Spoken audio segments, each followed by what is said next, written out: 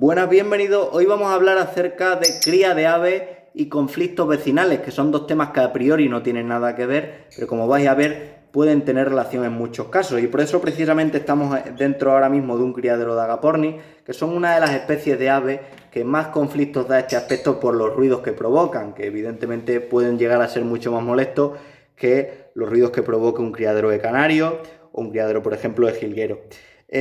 Conflictos vecinales siempre ha habido por la cría de aves. Como bien sabéis, los criadores, lo habéis podido comprobar vosotros en vuestras carnes, no montamos el criadero donde queremos, sino donde podemos. Bien una habitación de nuestra casa que la adaptamos como criadero, bien en la terraza ponemos unas cuantas jaulas, bien, por ejemplo, el que tenga más suerte puede adaptar unas salas, una cochera para los pájaros, pero en general criamos donde podemos, y muchas veces nuestro criadero puede conllevar una razón más de conflicto entre los propios vecinos, sobre todo por el tema de los ruidos y los decibelios que pueda provocar, aunque también evidentemente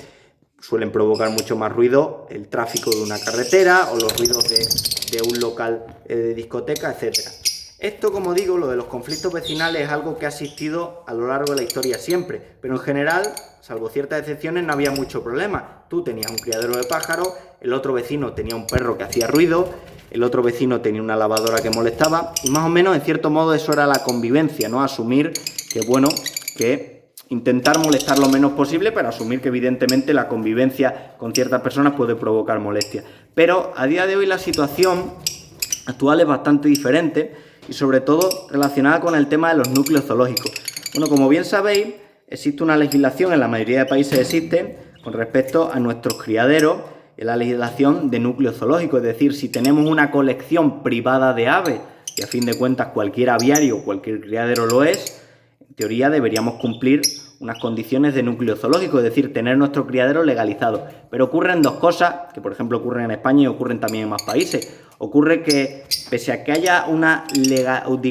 serie de leyes, una serie de normativas al respecto, la realidad, reconozcámoslo, es que más del 90% de los criaderos, posiblemente de nuestro país, no tienen núcleo zoológico, es decir, tienen un criadero, digamos, ilegal. No pasa nada en sí, o sea, tú tienes tus pájaros y a la administración no le importa, es decir, no se va a meter con ello, no te va a denunciar porque tengas los pájaros, digamos, de forma ilegal o sin control. Es un tema en el cual en general no se meten, pero tenemos que considerarlo. Y luego otro aspecto importante, y es que como esta serie de normativas depende mucho de la administración de cada región, lo que ocurre es que hay regiones, por ejemplo, que tienen una normativa mucho más laxa, mucho más flexible, y otras regiones que tienen una normativa mucho más seria. No podemos encontrar regiones que, por ejemplo, con muy pocos pájaros que tengamos en casa, ya lo consideran, en vez de mascota, lo consideran núcleo zoológico, con lo cual deberíamos legalizar el criadero, y otras regiones que con mucha menos cantidad de pájaros no nos exigen, con mucha más cantidad de pájaros exigen esa normativa, es decir, que son bastante más flexibles.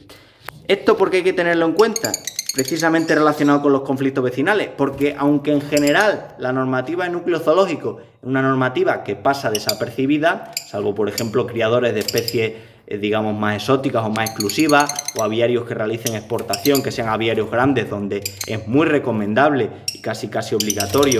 la realización de un núcleo zoológico, es decir, legalizar el criadero, pero la mayoría de aviarios de aficionados no lo tienen. Pero ocurre que si por la razón que sea, por H o por B, tenemos algún tipo de conflicto vecinal, puede ser una razón más para que el problema se nos ponga en contra. Siempre tenemos que pensar que aunque haya una legislación que en general no se cumpla, porque la administración no se mete con ella, siempre tenemos que considerarlo.